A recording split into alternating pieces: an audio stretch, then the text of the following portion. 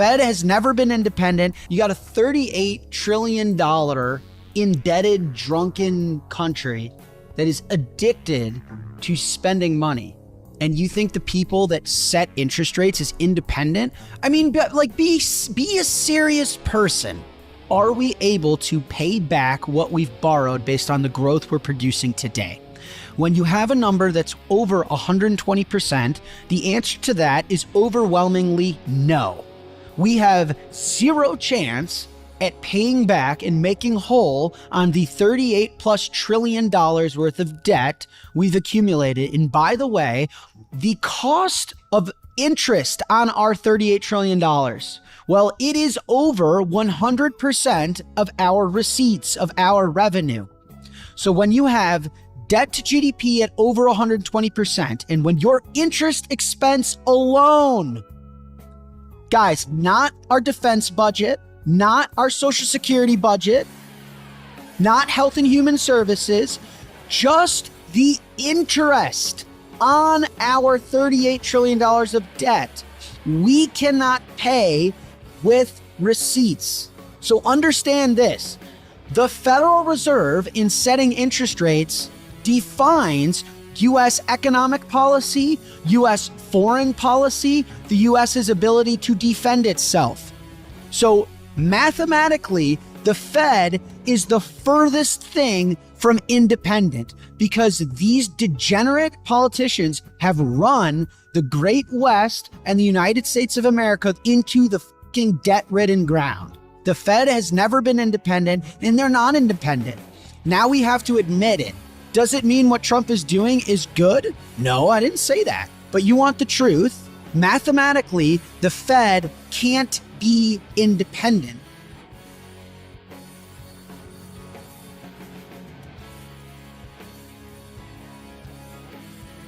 Somebody's got to check his brakes. Like I said before, he is not part of the club, but he's a good asset for the club to pump the club's price.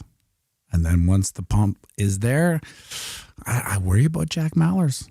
I worry about him. He's not in the club. You got to be in the club. He's pretty close with old Howie Lulu's. Howie Lulu's is in the club. Jack Mallers isn't in the club. So he's got to be careful. Check his brakes every time. If he even drives a car anymore, I don't know. Now, it was a massive pump. I know. Pianomattyb, it's not a massive pump, but in the scheme of the low volatility and what we've been watching, it was a massive pump for ants. Someone, I'll take it. It's better than just sitting there doing nothing forever, right? We did pump up to this channel of Ascension's support now acting as resistance, just respecting this arbitrary doodle. Thank you for respecting my arbitrary doodles. And we got rejected. So that makes sense. But if we want to make this is what some legacy technical astrologists would probably call a bull flag. We remember bull flags. Of course we do. Where am I going here? Yeah. You take the pole, you slide it all to the breakout point, and then we're all at, the top of our channel of ascension. That would make sense. The math's mathing, the numbers are numbering. That's where we would play out. And at that point, this is where things get interesting, because this is 101, right? Like watch this. This is on the daily chart. Look at this cute little cup and handle pattern. I mean, it doesn't get cuter than that, does it? Well, maybe it does, actually. If I can actually put a cup and handle in it. Oh my God, look at that. Yeah, it's just gotta, we gotta stretch it a bit. But look at that cup and handle. It's absolutely textbook. And where I'm gonna ruin it now because I gotta move the chart. But where does this play out to? 101.8. You see? Because all these technical astrology patterns, they're all, I'm going to leave it like that. They're all functions of each other. So you have the bull flag over on the 4-hour chart, which is actually the handle on the cup and handle on the ding dong, right? So they're coming out to the same thing. So there's a little bit of confluence there. We got to hold this though. Like we get rid of this cup and handle over on the 4-hour now. I side eye all pumps because I got bull market PTSD. It's as it was pumping yesterday. Really? 93? Mm-hmm. Yeah. Really? Oh, 94? Oh, okay. Yeah. Right. 95, you say? Oh, you're going to take me to 95 today? Oh, okay. 96? Oh, okay. Now you're, okay. Now I really don't believe you. But we're hanging up here. We are hanging up here. We just got to hold it. Now, this is where the normal market would, kind of pay its dues here. It's 20 moving average. Extend it out. Come on. I'm drawing with the 20 moving average. Let's go. That would probably go like that, right? And so you can see this. We generally go back to the 20 moving average. It's just how we function. It's like the DNA, it's the coil of economic life. We just revert to it on the 4-hour chart, mind you. And BCL 82 tomorrow. Yeah, no doubt. So do we build this out today? Wednesday, boring day, nothing day. There's too much calamity. This is what Bitcoin is born and bred for, right? It likes chaos. That's where it's like, put me in, coach. I'm ready to pump. Right? That's what Bitcoin is. So when there's nothing going on, it's horrible. See, when people say Bitcoin to 1 million, we're all like, yeah, that'd be great. But the actual state of the world when Bitcoin's at 1 million is probably very dystopic. Now, will you be cushioned because of your exposure to Bitcoin? Hell yeah. But you got to wait. I think what we're seeing here actually is just, maybe a slight rotation out of the gold and silver run. Like I think people don't understand what a run gold and silver has been on. Like you think about those poor gold bugs and those silver bugs, which I once was. I was on that team for decades. Preaching the good word of an honest, hard asset. They weren't wrong. Everything they said was right. However, they were, blanketed by the Wall Street manipulation. Silver would go up, boom, just hammer it down. It's kind of like what we see now, right? We see the price go up to Bitcoin and boom, comes crashing down. Now, that'll end eventually. Do you have the stomach for it, though, right? That's the question. Do you have the stomach for not the volatility?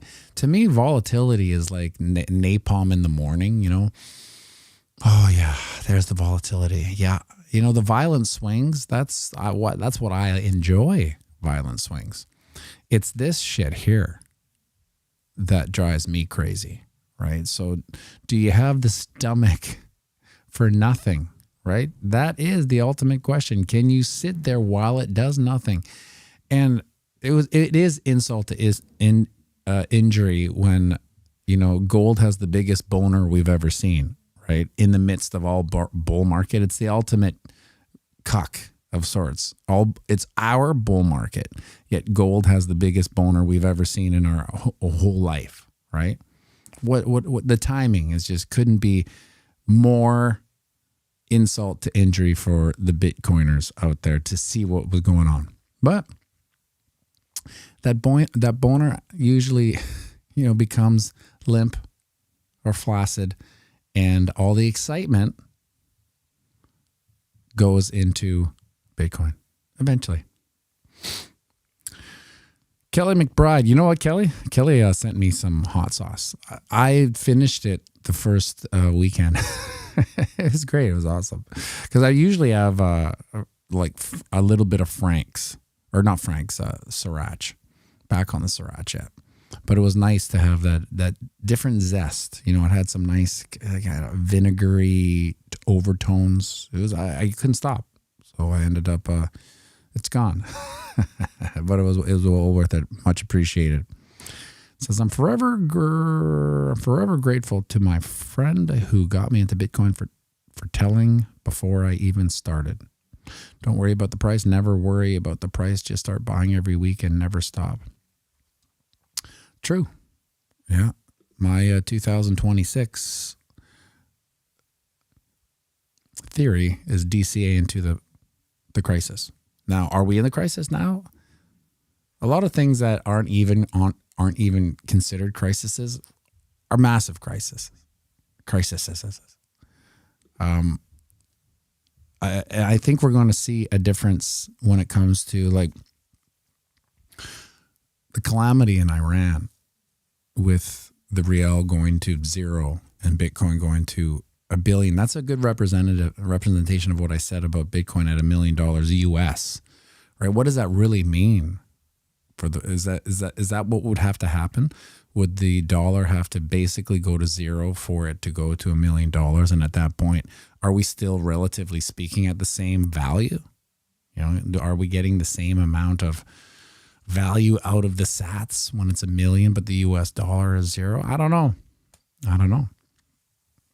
It's hard to say, but that's what'll eventually happen. And we're kind of getting a pump here. Look at this. We're almost breaking out of this little bull flag right into the lion's den of growth. Now, of course, make no mistake, when we see this pump, look at this. We're getting close to the bull market rejection zone. This is slightly higher than back here. This was 95.9. This was, 96.2 or so. So we're getting close. Now,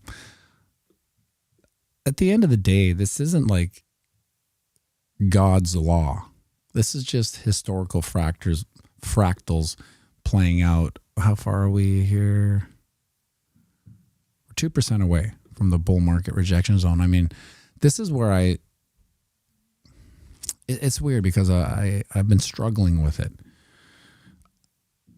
On one hand, I have the battle of the cycles going on in my head, right? And because we're so early, all we have is the historical cycles. Like, think about it. We're so early. It's going to go out into, like, imagine 2060, Are people really going to be in this 4-year cycle? One of the ingredients in my dilemma is the fact that the supply for the next couple of years leading into the halving is already gone. I mean, it's been bought up. And if Saylor and Jack Maller's club buddy, Howie Lulu's, keep buying into the future, what is it? It's almost inconsequential. I suppose there's still the dynamic of, scarcity coming into play, more scarcity. And maybe that will bring on the ultimate in supply shocks. Remember the supply shock everyone was talking about, 2024? The supply shock. I even used it on probably 5 thumbnails. Supply shock, right? She just never came. Now, this is what I'll be really watching for. 95.5, this is a pretty decent morning, as far as Bitcoin goes. But there's a couple hard truths here to face. And one is, during the 2024, I always said, we're not supposed to be here, right? That's why it's hard to understand. Like, what the hell's going on? Why does it move this way? Why doesn't it move this way? It doesn't feel like a natural market because we're not supposed to be here. This is like, it's almost in a weird way knowing that the Federal Reserve is coming in 2013 or 1913, but it being like 1908 and you know that this is coming because you're in the know. But then there's a bunch of people that aren't in the know, but also have discovered it. That's what we are. We are underneath the curtain for the future of financialization, right? And we're not supposed to be here. So it's a double-edged sword because one, it's probably going to be a lonely victory, right? By the time retail wakes up, it won't be a want, it'll be a need, right? So they won't be able to get the exposure organically that everyone who's not supposed to be here, like yourselves, did. And it'll make you think, how come I didn't buy more knowing what I knew, right? Well, you'll probably ask that question till the day you die. But you're lucky you got the exposure you have already.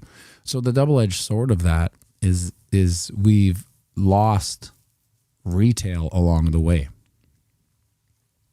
Patrick Rushing, victory for the 7 of us that are still here. Yeah, you'll look back at this and you'll probably, when you tell the story, your Bitcoin story, people will be celebrating what you did, right? But you'll be like, you have no idea. It wasn't a celebration. Like, if you think about it, when I think about the first time I made a top video was after Michael Saylor's 100K party. I think it was 104 to 106, something like that. I knew that something had changed drastically in the plumbing of Bitcoin based on it hitting 100K and no one cared. It was such a weird thing. And when I would talk to other kind of Bitcoin or YouTube creator style people, they were in like a denial, like, no, just wait. It hasn't sunk in. I'm like, I don't know if it hasn't sunk in by 100K. I don't think it's gonna sink in. And then that sunk in, and people were like, with 200K, right? 200K. And when I look out into the future, it could be 1 million. It's now just the law of large numbers, and the normal person will look at $1 million, not with FOMO, but with like, it might as well be a Chinese symbol. It's like, $1 million. What? Why would I put the $1,000 I have in life into $1 million asset, right? But I'm also thinking at the same time, it won't be a speculative investment. It'll be, you have to put your $1,000 in because it's almost that 0-year worthless Canadian fiat or US fiat, and it'll have to. So you know what I mean? It'll be a lonely victory for those of us who have sat here for years. We did our job though. You can't say we didn't. NFA, thank you for the tip over on Arena. Much appreciated. Got it working today. Monday it worked. Tuesday it didn't. I did. Terry Crow, I forgot to put the link there. I'll put the link in tomorrow. When I think about the Arena, the live streaming thing on Arena, it kind of reinvigorated my hope for alternatives, because retroactively, like, so for instance, I don't know I'm almost scared to, oh yeah, well, we have this, right? You saw them kind of walking back the digital ID in the UK, but make no mistake, they're just walking it back, right? Remember the analogy of the 8-headed snake that comes for you with the digital ID, and then it gets a little pushback, and then they're like, oh, okay, well, we'll just hide in the bushes for another 12 months. Because these are psycho reptilian rent-seeking parasites that just, their timeline's so different than ours, right? They're intergenerational. They're like, okay, let's hang back for 12 months, and we'll create a crisis, and then we'll come back with a new version of the digital ID. And let's make sure that we don't call it digital or ID. So they'll come up with another name.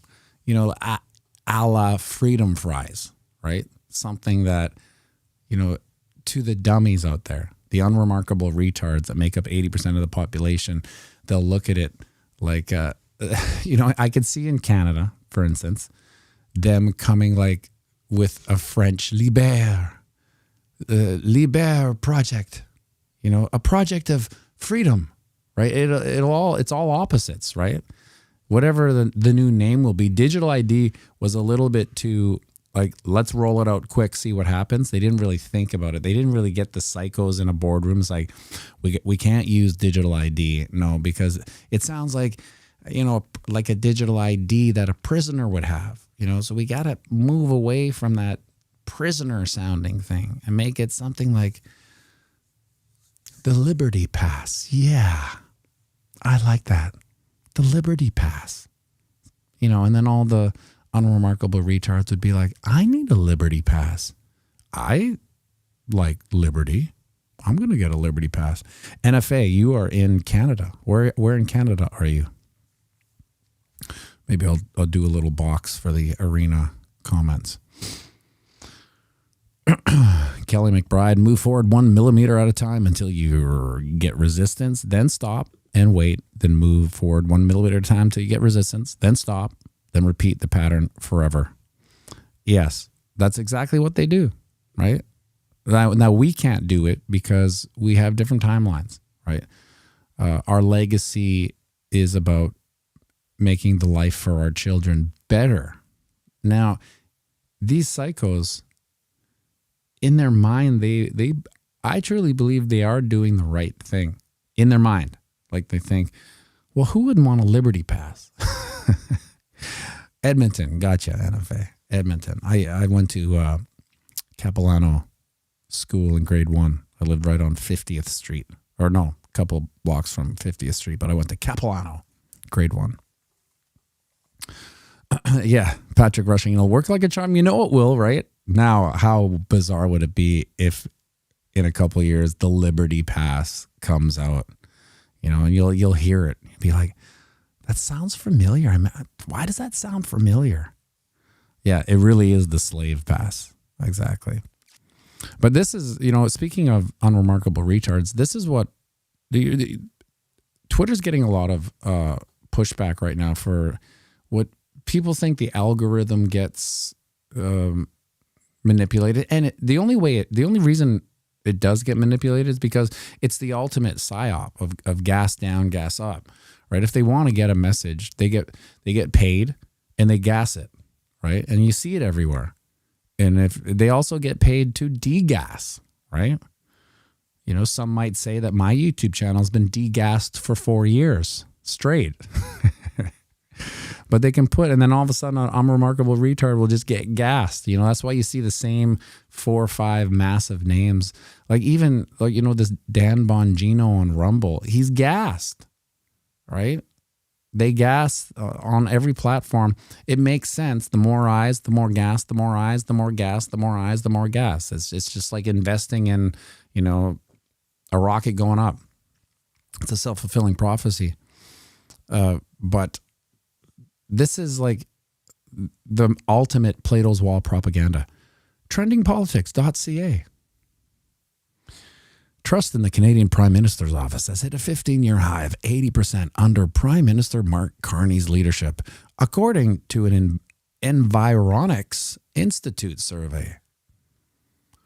Oh, you mean the old Environics? Oh, what'd I do here? Didn't mean to do that. Oh, Environics Institute.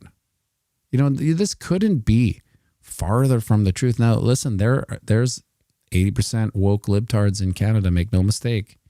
But even they side-eye what's going on. People are basically realizing that there's one issue, and it's probably immigration, right? And it depends on how far away from your door it is. A lot of the boomer population, they, for instance, I'm talking to one who's in Dominican, and they're like, oh, I don't really see it. Yeah. Because you're in Dominican, you're actually the immigrant right now. They're clueless, so they have this layer of protection, right? Armin Clark, Windsor. Well, that's weird. You know, a couple Canadians on the stream. You should check out the arena.social alive, Armin. You know, because what my thing was is like if the Liberty Pass comes in, it's 100% guaranteed that they will retroactively fit their mandate. So if this is hate speech or if whatever they don't want, they'll retroactively go, and then this will be gone. You know, like my YouTube channel will probably be gone if they retroactively do it. So, you know, the reason I rumble to 0 and do in the arena to 5 people is that there may become a time where this just all of a sudden I wake up. You've seen it in bigger channels, right? For no reason, they just kind of get clobbered. But I just wanted to check what are the comments in this. Michael Wiley, that's the greatest joke I've ever heard this decade. This is some serious smelly bullshit. What a crock of liberal propaganda bullshit. Pay to play is my guess. 3 of 5 contracts listened to FedDB has been listed to previous Sunday calls. I wonder how many still are being omitted. Help me here. Is this a joke or propaganda? The worst enemy that Canada has is not China, Iran, or Russia. It's the Liberal WEF Party of Canada, for sure. I laugh out loud. They didn't ask me. Now, this is why I thought, is the comment section an algorithm? Like, is it just showing me these comments so I dwell? Because that's a massive thing. You know, I make sure I don't dwell on anything, even if it gives me a rage dopamine. So for instance, like today there was, you know, that Rabbi Shmuley. When I see a video of his, I'll watch it because it's so crazy to me. Like it fills me with a certain degree of rage for the system, right? But now I don't. I make sure that my dwell, because your dwell is the most important asset you have besides time and Bitcoin. But make sure you're not dwelling on anything that you don't want to exist, even if it gives you some, you know, some dopamine, some serotonin, right? Like you see the outrage and rage is more powerful than happiness on these platforms, right? People don't watch super happy videos, except for the ones where the soldiers come back from battle and they sneak up on their kids at school. Now, I don't watch those because it's, you know, it's not my eyes watering. If anything gets me, it's those ones. You know, when I see that, because that's unbridled human experience. You know, the children not knowing if dad's coming back and then seeing dad. That's just unbridled emotion. And we are, you know, we're empaths when we see that. Anyway, I guess at the end of the day, Armin Clark, arena.social live. Yeah, you've okay. So I was going to do this with Drew yesterday, but didn't pan out. It's, you go to Twitter. Hold on a second. Let me see if I can do this one sec. I'm going to copy this and I'm going to go into the YouTube comments. And I'm going to put that link there. Yeah, so that's where the link is now. NFA, you should post your referral link in the bio. Referrals are going to be a huge... What is a referral link, NFA? What does that mean, referral link? Referring to what?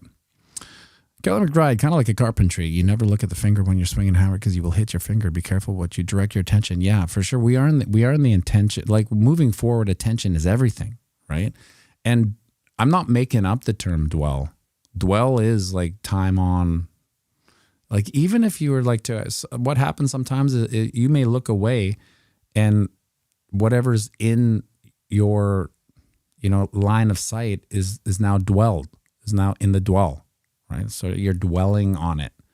That is still attention, and that in the algorithm sees it as eyes, even though they don't see your eyes, your biometric eyes. It's called refer and earn, and then you will get a QR code or clickable link. Okay, I'll look into that perhaps after the stream. So at the end of the day, folks, like. Look at it. Look at this propaganda here. Is it just me? Or like, is it my algorithm that's feeding me these comments? Or is this real? But then again, I think, well, this is my Plato's wall. right? So this is what they would be showing me in my Plato's wall. And I think maybe my dad would have different comments.